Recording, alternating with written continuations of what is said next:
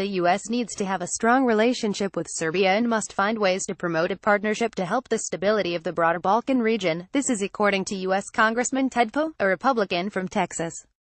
Poe, who is a co-chair of the Serbian caucus in the U.S. Congress, spoke with Voice of America after returning from Belgrade this week to say that he would convey Serbian President Aleksandar Vucic's message to U.S. President Donald Trump both formally and informally, and would encourage him to visit Serbia. I think that if Trump goes there, he will find that Serbs, just like Americans, very much like him and his unconventional leadership.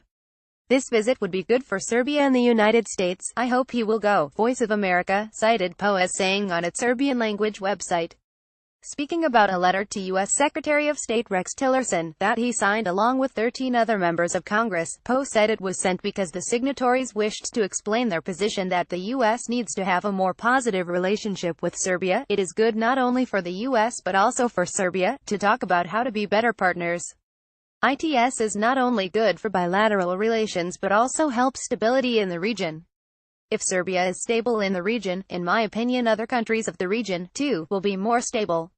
Our goal is stability in the region and we have a democratic government in Serbia with which the United States can continue the partnership, said Poe.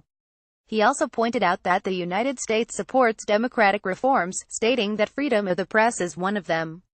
Poe thinks that the Obama administration seems to have ignored the Balkans, which he said was a mistake, one that he said he hoped the Trump administration would not make.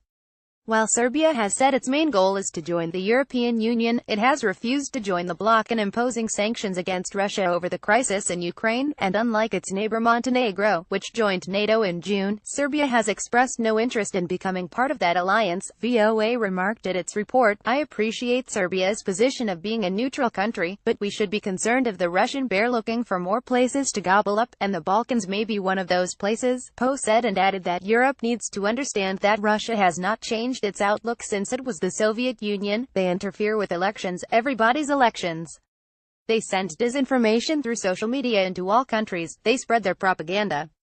Russians really can't be trusted, but being neutral is a decision Serbia has to make, said Poe.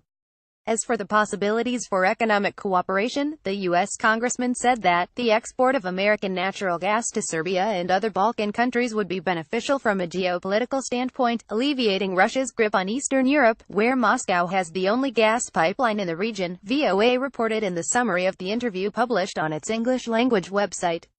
Tanjug cited the interview to report that Poe also said it was his desire for Serbia to be a good place for U.S. companies, and vice versa. Countries that have good economic cooperation are stronger together, and encouraging U.S. investments in Serbia is one of my goals. We want to ensure that Serbia is attractive to American business people, and stability is very important. When a country is stable, it is easier to persuade investors to come.